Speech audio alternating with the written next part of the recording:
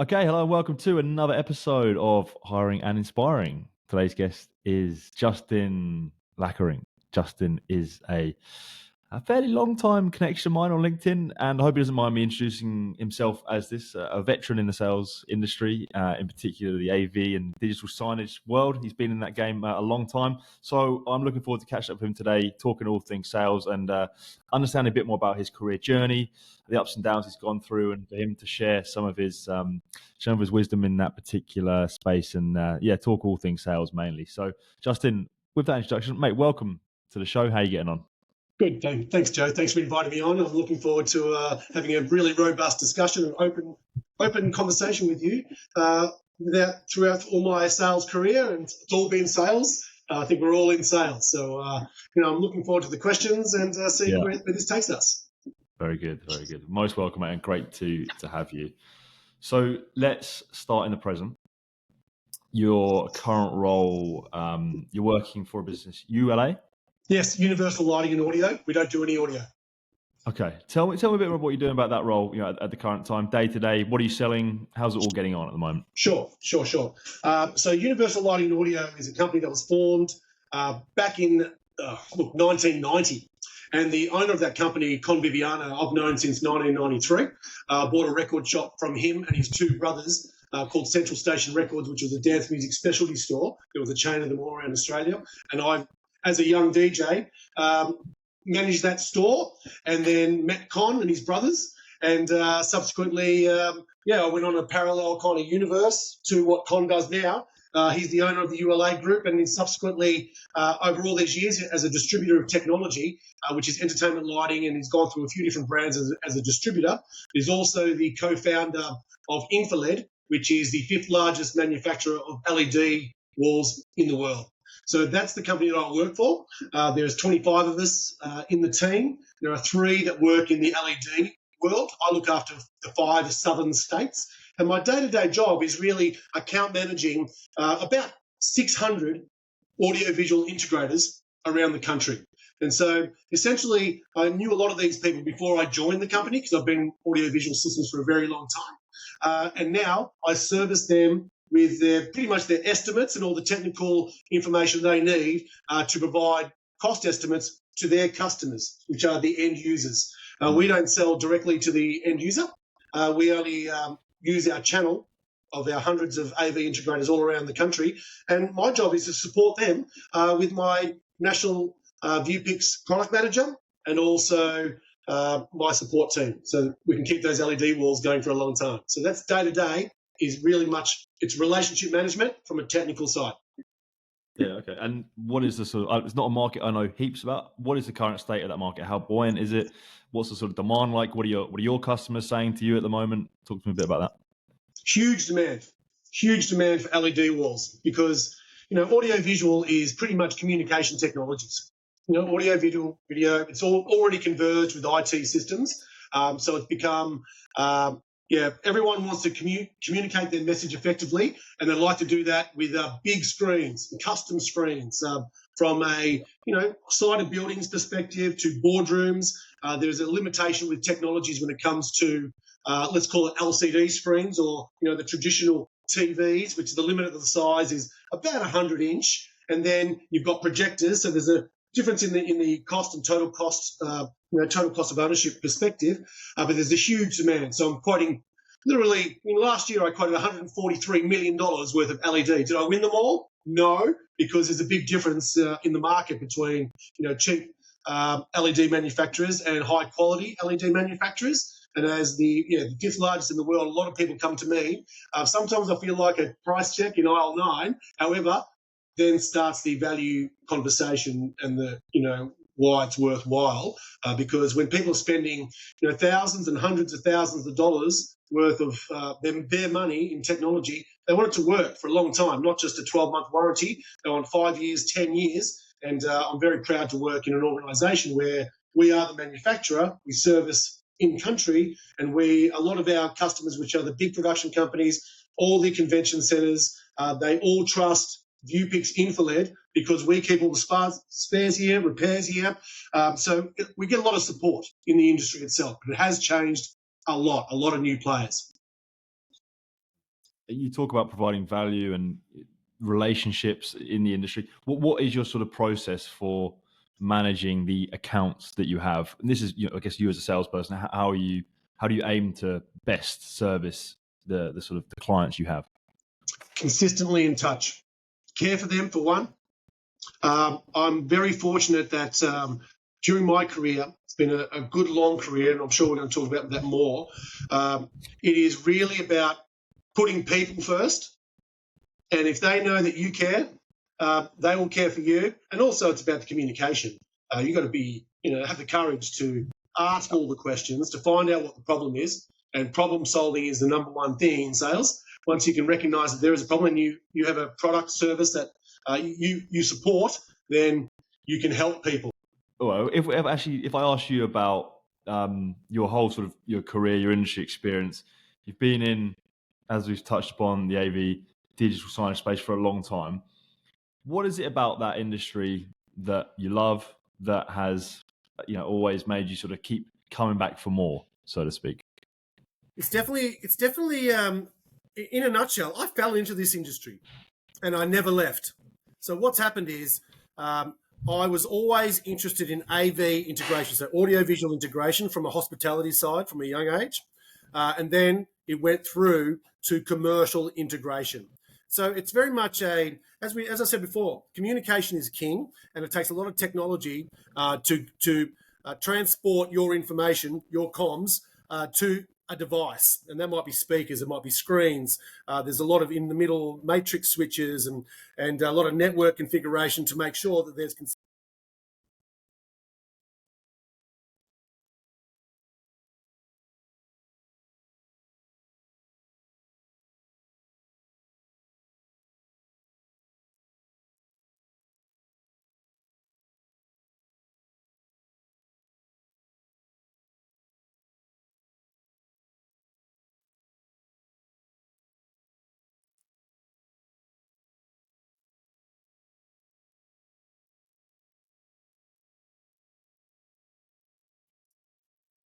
Here we are again. Can you hear me? Hey, mate, keep dropping out. Yeah. Not sure what's going on there. So technology. It's really been the technology and really understanding what's required in order to get the communication across your networks and your communication protocols with control systems, all the infrastructure required to distribute all the signals to get to the end users, no matter what it is, not just digital signage, but also speakers, media players. There's a lot of technology. So what kept me coming back is keeping up to date with the technology. And because of that, I've been able to help a lot of people, So that's what keeps me coming is knowledge. I don't want to just, skills are transferable in sales, no doubt about it. However, you better know your stuff in order to communicate your knowledge and experience. And so that's it's key, and that's what's kept me going, always getting a lot of training, and that way I can really help and speak their language. You say you're naturally curious and invested in the industry. You're keen to always learn the latest trend. You're to stay up to speed. It's not something that just sort of passes you by. You're actually invested. You're passionate about it. For sure. And in the AV space, you can go and do some kind of courses at universities and tertiary institutions, and that starts with a focused interest in what you want to learn, of course. And so I did a CTS, which is there's a worldwide organisation called Infocom, and they have an introductory type of CTS, it's called, which is a certified technology specialist, and that transfers to integrated CTSI, CTSD, which is for designer. So starting with that and then doing every single manufacturer course you can do in the integration space, not the distribution space, just arms you up to have all the deep personal relationships, because we're all in sales and we need to, provide and help. My mission is actually not to sell anything in particular, to help people get what they need. And that's been my mantra for my whole career. Where did you pick that up, that mantra? What stage of your career? Yeah, well, that's a good one, because without going into too much, when I was younger and I grew up on a farm, it was very isolating in the early 80s. So reading, when you had 4 TV channels, we weren't watching much TV, and we had this 5,000-acre farm. I was doing a lot of reading of books. The first book that I picked up that changed my life was Think and Grow Rich by Napoleon Hill, and from there, everything exploded in my brain. I've got a little bit of a library. I've got 350 books in my library, and I would say 90% of those are all self-help books, growth books, explore yourself questions. And so it is the reading that got me going, that got me understanding myself. And there's probably more to discuss around that. But the reality is that you need to chase knowledge. And if you chase knowledge that really builds your synapses, it doesn't stop. It doesn't stop. And, I don't really watch TV. I might watch a movie every now and then, but I do like to, educate myself every day. And I have, from that simple book of Think and Grow Rich, and, there's more of a journey after that in my later years, I've learned to, I know my values verbatim, and I call them my life GDB. The I is kind of silent. It's LFFGDB. Love comes first, then family and friends, and they can be interchangeable because you can't choose your family, you can choose your friends. And then the GDB is growth, so learn something new every day, and you do it whatever way you can, industry books, courses, whatever. And then D is for discipline. You've got to apply yourself to the things that you've learned, not what other people tell you to do. It's what you want to do. And that last B is for balance. Try and get all that right. And that's what drives my decision-making every step of the way. So how old were you when you came up with those values? What stage of your career? I'm interested. Look, I had some, I went on a couple of courses, right? So in the 80s when I was younger, 13 odd, lots of books, read books. Then I had a weekend course with Jim Rohn, Strategies for Living, a very famous kind of modern day philosopher. I also had one-on-one with Anthony Robbins because I had a girlfriend at Coca-Cola, and they were sponsoring all his firewalks and all that stuff. And essentially, I had some one-on-one with him for 6 weeks, and I've read all of his books. And so I've chased it. So part of that is, you determine and you develop. I think my life GDB, they're universal values. And, then they haven't, it became pretty natural that they were the most important thing. Now, the givens are, honesty, integrity, trustworthiness, all those they're all givens. There's no questions about that. You've got to behave that way. But when it comes to those pillars of the values, that love, family and friends, growth, discipline and balance are the key. And there's more to it. I think that when you meet someone new with compassion and love in your heart, you put a 10 out of 10 on there for it, Joe. Of course, they have to earn some respect. There's a demerit point system on their behaviour. And you just got to, give them kudos for making it this far in life. Wherever you've met them, they don't have to, earn dollars, but they can lose some demerit points. So how often are you sort of coming back to those values? Is it something you do if you've had a day where you've maybe felt a bit off for some reason, or even a period of time? Is that something you do? Like, right, let me just check in. Am I aligning with those values? And then totally ingrained. So you don't have to think about it. No, they're so deep inside you that you're constantly on top of them, sort of thing. That's right. Yeah, no, I love it, mate. I want to talk about, I guess your strengths as a salesperson. We've touched upon a few. Where would you say you've excelled over the years? Where are some, because you've worked for some great companies, you've done some great roles. What do you think?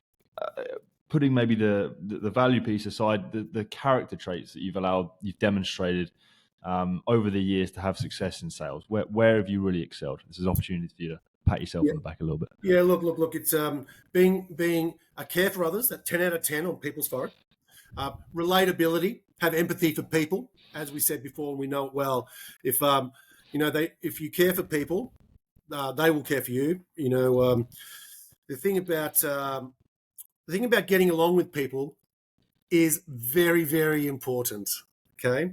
And it takes a lot of patience, a lot of listening, not so much talking, in order to discover how you can help people. So if it's my biggest thing is I really like people. I don't suffer fools, of course, but you've got to ask a lot of questions in order to see if people don't have the same values. So relatability is really the most important thing. We've gone, all of us go through the ringer of life. We'll call those filters, all the experiences that we've had. And my experiences are unique, and so are yours. And so is everybody we meet. So relatability, not jumping to conclusions and making assumptions. You need to, just care for people first, and then the rest really does flow. It's probably the most important thing outside of knowing your career, all the information you have, and not selling anything.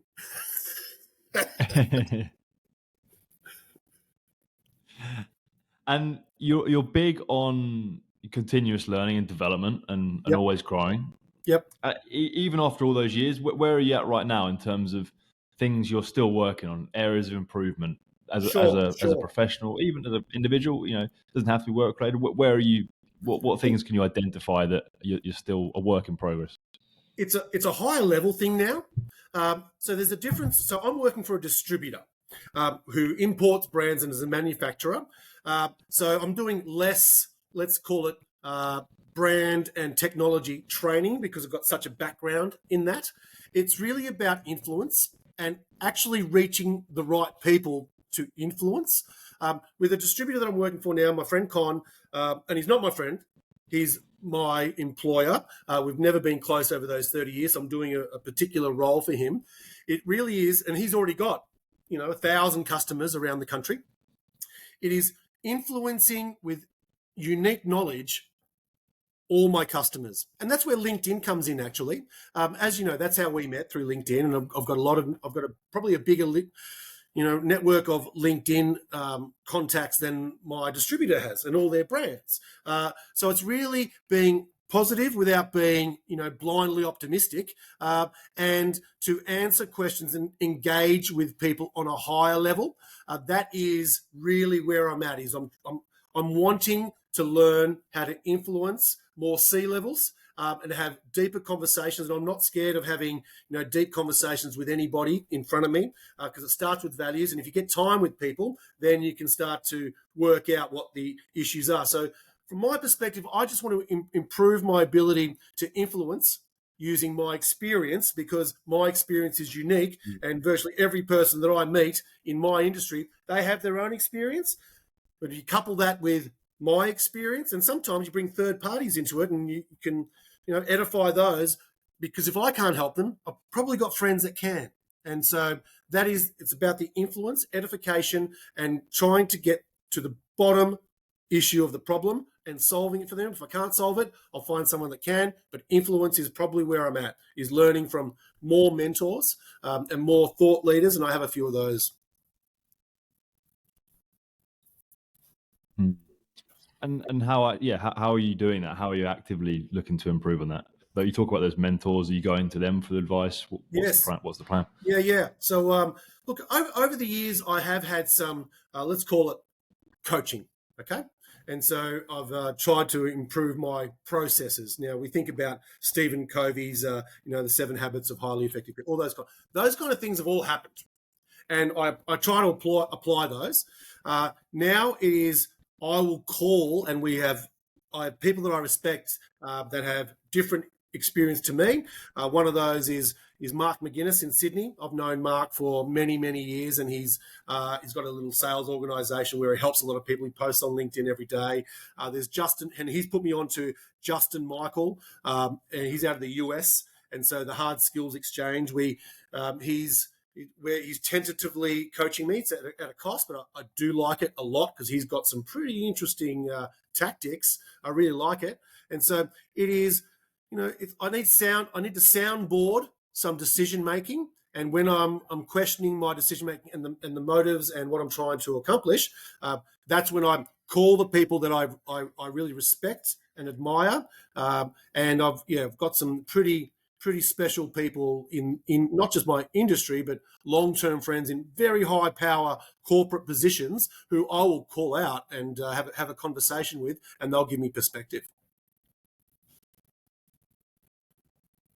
Yeah, that's so good. That's so, you're fortunate to have that, man. I think that's such a great position to be in, that you can, and it's so important to do that, isn't it? To bounce ideas off those people, and sometimes because you can sort of think, you can sometimes make the mistake of getting in your own head. I know everything, or this is the way to do it, and it's just, hang on, let me just take a step back. Let me speak to the people I trust. Let me bounce this idea off a few people, and Absolutely. Yeah, massive for me. I've got similar people in my world that I always come back to and go, what do you think about this? Because it's important to do that.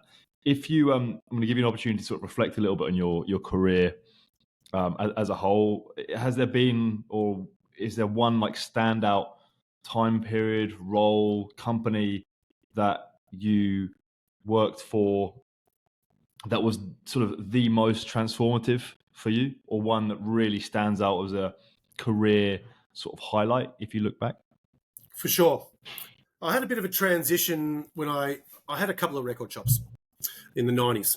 And when Napster kicked in and MP3s, the writing was on the wall to get the hell out of Dodge, right?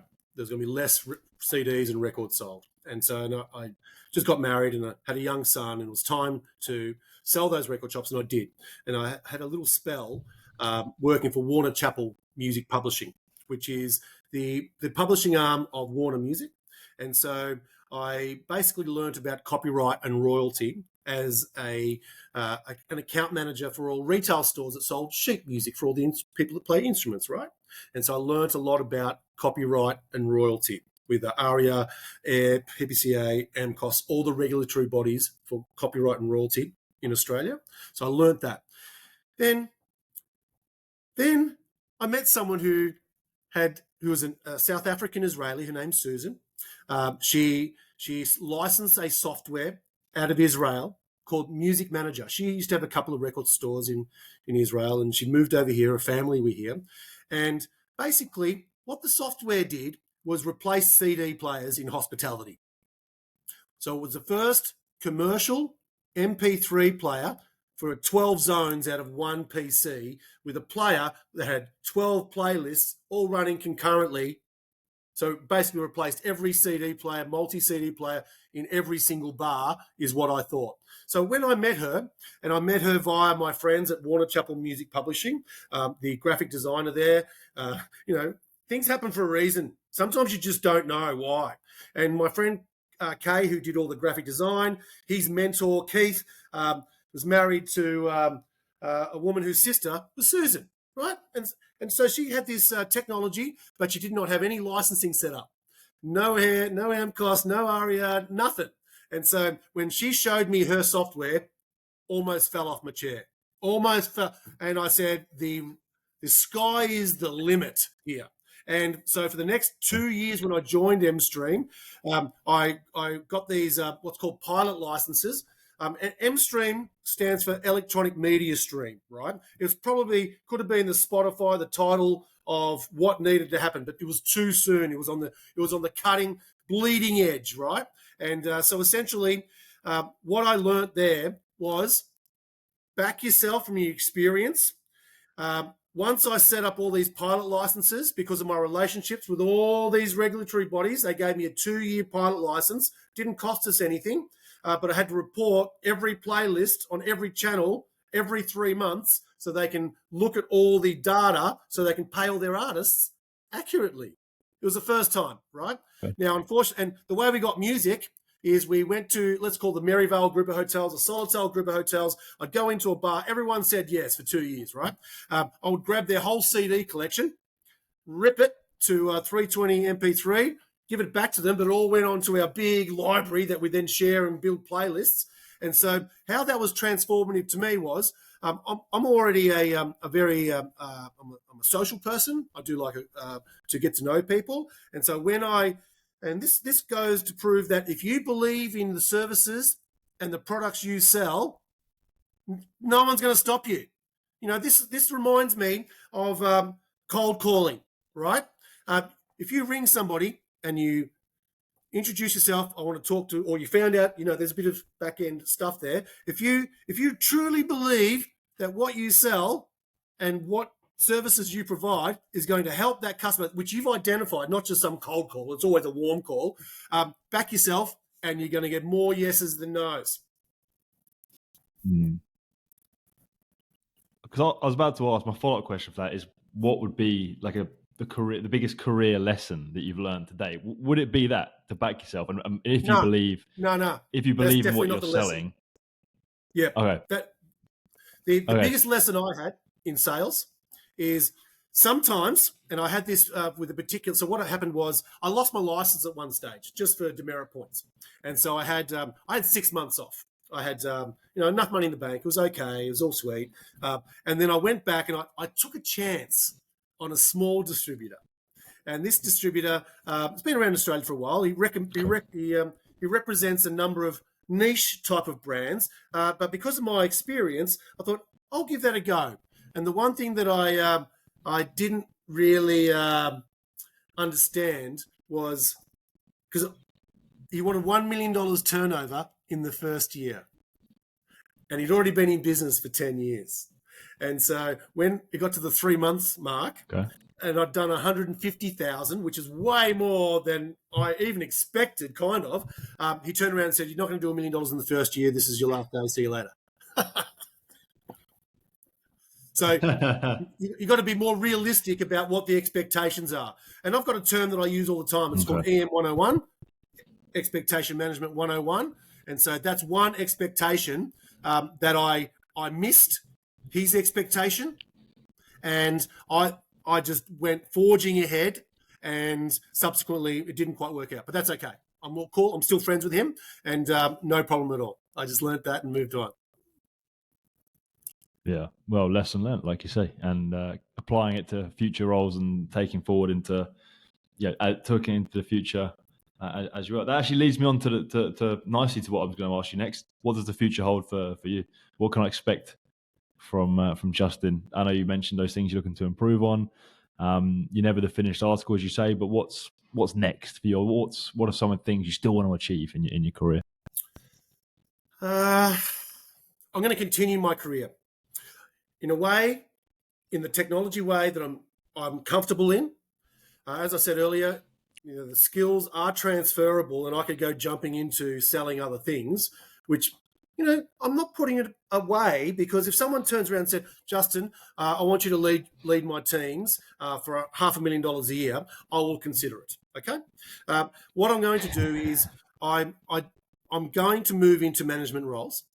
I know from my experience, and it's very rare experience, that national sales manager roles are definitely up my alley when it comes to technologies, whether it be in tier one integrators, like, if you're in the AV industry in Australia, there's quite a few of those. There's probably half a dozen really big ones. So a national sales manager role there, because I know the processes all the way through to the end user and the project management and commissioning and servicing and all those kind of things. Or it'll be with another distributor. I've made a couple of bad decisions. Circumstances were that I made a decision which didn't positively impact me moving forward. Right. And sometimes they are decisions that are family based. So you want to get a job locally instead of doing a 2-hour commute every day. And so, if I had have stuck to those, I'd probably be a national sales manager at a couple of these bigger AV distributors. So my mission now is to use my experience and skills and my personality and my belief in people to, share and show people how to be effective to get the outcomes that organisations are looking for. Mm-hmm. So that's where I'm going now. I'd like to become a national sales manager for a bigger organisation, use my experience, and jump up into some brackets of responsibility. Yeah. Do you think, because I think a lot of people can get into management too soon or too young or too early in their career without having sort of paid their dues? Do you think you because of your experience, you've sort of probably seen what to do, what not to do. You've learned a heap of a lot, and now it's sort of that maybe that next move it's all about timing, as you say. These things happen for a reason. You've sort of been waiting for this moment, and now it's maybe, who knows, around the corner. and That's right. it's just all about timing. And I guess that experience is going to hopefully help you, I guess. Correct. And I think it's important to note that careers as a word is almost ambiguous, because you can just progress within an organization. Depends how big the organization is. Sometimes there's glass ceilings above where you can go because of directors and whatever the case. But quite often you need to change ladders in order to progress. And I've changed ladders within the same industry a couple of times to go up to. So it's a ladder, but I'm not putting much pressure on myself because I've looked after myself and my family and everything's okay. And I've got side things, and as you know, I go camping on weekends. I'm trying to keep the balance. It's all about those ladders, and I'm still climbing ladders until the time it's all over and I want to retire. But not that I think I'm going to retire, because I always like to work. And it's not work actually, because I like what I do. I like it a lot. Yeah, and that leads me on to my typical closing question, the idea of success. And you talked about a few things there: the balance, sort of enjoying what you do, feeling like work isn't work. They're things that I resonate with a lot. They're things that are sort of goals and what success can mean to me. What is success to you, though? What is it? What is the why you do what you do and have done for so long? Sure, that's a good question. Success for me is, success is a combination lock, Joe. And those numbers are different for everybody because everyone's different. So my combination lock, once I've got all the things right, which I think I've got most things right. Now, my wheel is not, completely full. I'm not perfect, but I did do a personality test recently with my son on the weekend because he's had some issues at school. So we did a personality test together, and I hadn't done that particular personality test since I was much younger. And so, you've got some dominant parts of your personality when you're younger. And now I found out that I'm completely flat across the board. And I've become more patient, more realistic. And so with that in mind, and I did that because my son's having some issues at school and some self-belief. He's 13 and he's not fitting in. So I just wanted him to get an idea of more of his sense of self. And because my sense of self is I have confidence, but not crazy confidence, because I like people. But my definition of success is that at the end of every day, I'm happy. And we've discussed this on LinkedIn before. It's not a week down the road. It's not a month. Now, there's always got to be an eye on the future. I'm unlikely to be hit by a bus. As long as I progress on my to-do list every day, and I've got a few to-do lists, of course, responsibilities of my work, my family, my health, side projects. As long as I'm progressing towards those every day, do at least one important thing off each list, that's success to me every day. But no, I really love that. Brilliant, mate. Thank you very much. And before we wrap up, I think you had a few questions for me. I'll allow a few. Okay, what do you want to hit me with? Sure. So now, why did you actually come to Australia? So I came to Australia 7 years ago. Yep. Nearly 7 years ago, 2017.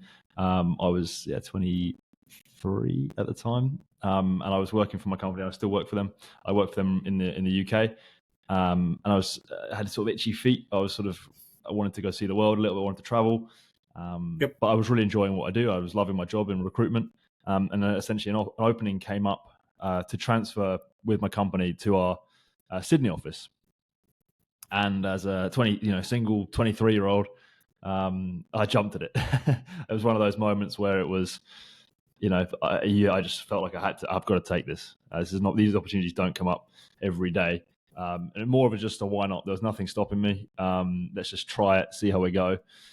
And next thing I know, I was sort of hopping on a plane and landed, and very quickly fell in love with the place and the company over here and the job and everything about the life in Australia. And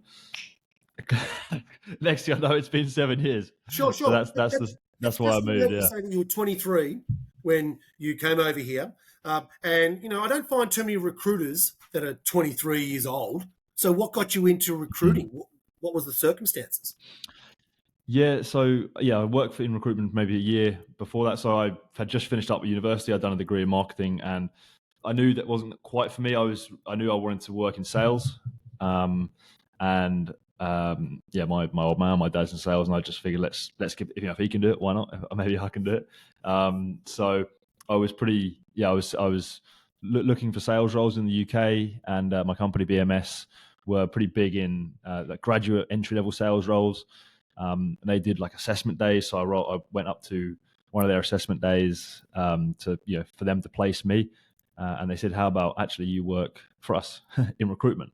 And never something I thought about. And at that time, I was someone was offering me a job. Yeah, I was like, yeah, let's just take it. Okay. I was just happy to have a job, and that's like most people fell into recruitment. And that was me at I was 22 then, fell into it at 22. Great. And then a year later came out to Australia, where that's where my career's been. Nice one. Look, I think that I did ask. I mean, I did tell you about. Were you much of a voracious reader when you were younger? As I mentioned before, that one book really inspired me. What was the first book that rocked you?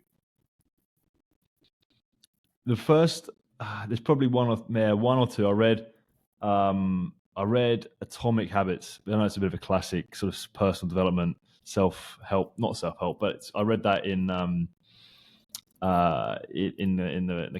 pandemic, sort of March 2020, April 2020, James Clear, and that it's quite simple. It's just basically the compound interest of your habits is ultimately that leads to the success or failure of anything you do. And that just suddenly struck with me. It was like anything that I've done well at is because I've built a habit around it, and I've stuck at it, and I've just done it again and again and again and again over time. And then anything I've failed at is because I haven't developed the right habits and systems in place. And it really blew my mind.